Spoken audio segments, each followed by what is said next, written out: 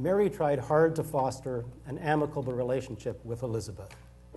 In several letters during 1562, she expressed her anticipation of the proposed meeting of the two monarchs at Nottingham.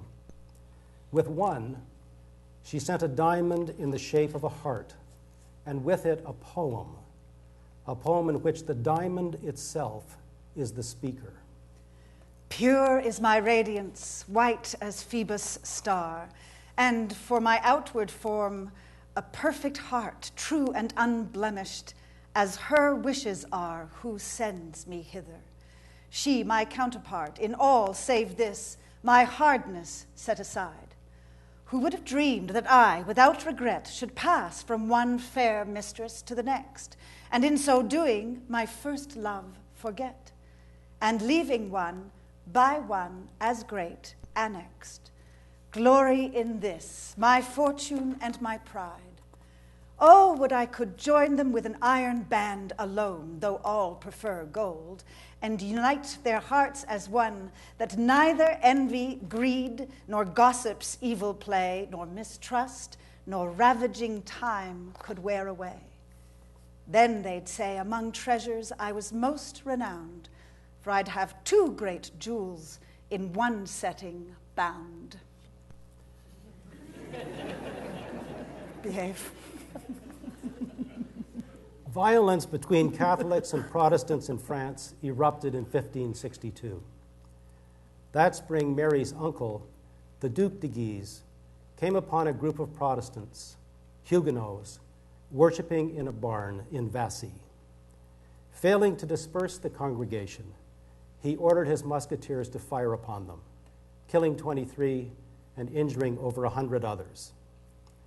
This was but a prelude to the wars of religion that troubled France for years to come, culminating in the St. Bartholomew's Day massacre 10 years later. But in 1562, given this evidence of the aggressive Catholicism of Mary's relatives, Elizabeth opted to intervene on behalf of the Protestant cause, a foreign policy decision that scuttled any real chance for a meeting of the queens. Both Elizabeth and Mary were under pressure to marry and provide an heir. Elizabeth resisted, affirming that she was already bound unto an husband, which is the kingdom of England. She displayed to the Commons her wedding ring. Sir Robert Dudley, Earl of Leicester, Prince Don Carlos of Spain, and Charles the Archduke of Austria all sought Mary's hand, but she was smitten by the young, handsome Henry Stuart, Lord Darnley. She married him in July 1565. Their relationship was tumultuous, personally and politically. Darnley arrived in 1565 and died violently 2 years to the month later. When Elizabeth learned of his murder, she wrote to Mary, "My ears have been deafened and my understanding so grieved and my heart so affrighted to hear the dreadful news of the abominable murder of your mad husband and my killed cousin, that I scarcely yet have the wits to write about it. I cannot dissemble that I am more sorrowful for you than for him. Oh, madam, I would not do the office of faithful cousin or affectionate friend if I studied rather to please your ears than employed myself in preserving your honor.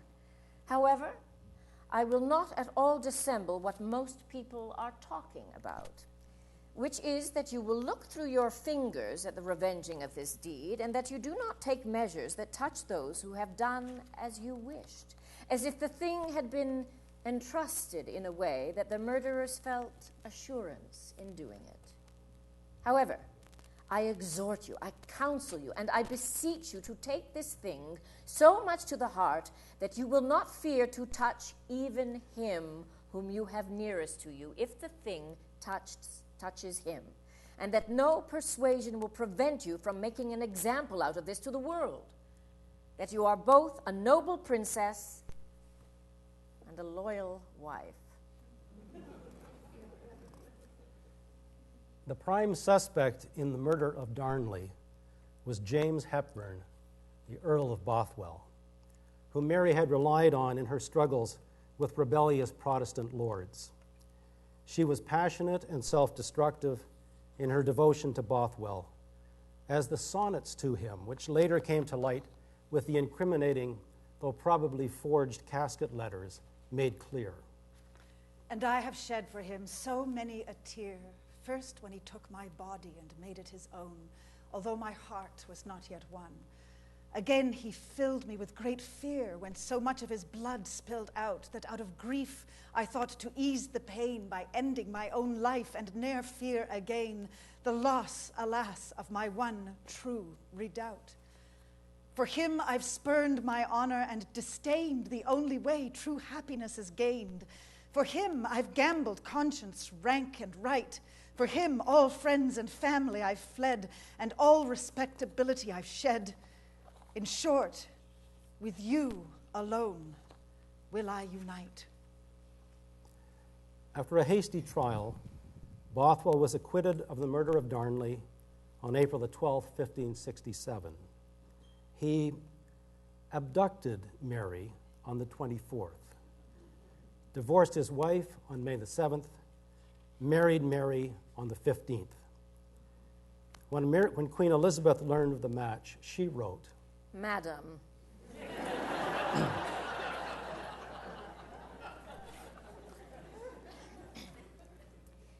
to be plain with you, our grief hath not been small, that in this your marriage so slender consideration hath been had, that, as we perceive manifestly, no good friends you have in the whole world can like thereof. For how could a worse choice be made for your honor than in such haste to marry such a subject, who besides other and notorious lacks, public fame hath charged with the murder of your late husband?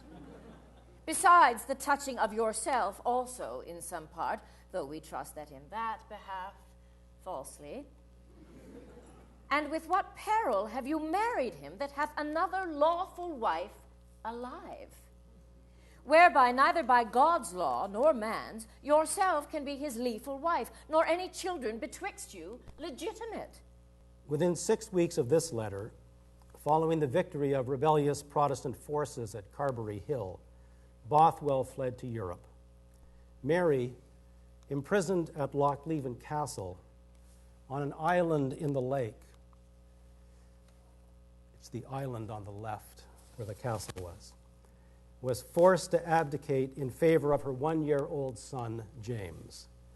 Imploring Elizabeth for help, Mary reminded her of a ring that Elizabeth had sent as a pledge of their friendship.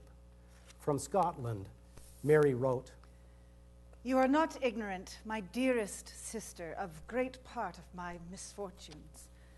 By unexpected means, the Almighty Disposer of all things delivered me from the cruel imprisonment I underwent. But I have since lost a battle in which most of those preserved their loyal integrity fell before my eyes. I am now forced out of my kingdom and driven to such straits that, next to God, I have no hope but in your goodness. I beseech you, therefore, my dearest sister, that I may be conducted to your presence, that I may acquaint you with all my affairs, to remind you of the reasons I have to depend on England. I send back to its queen this token, jewel, of her promised friendship and assistance. Your affectionate sister, M.R.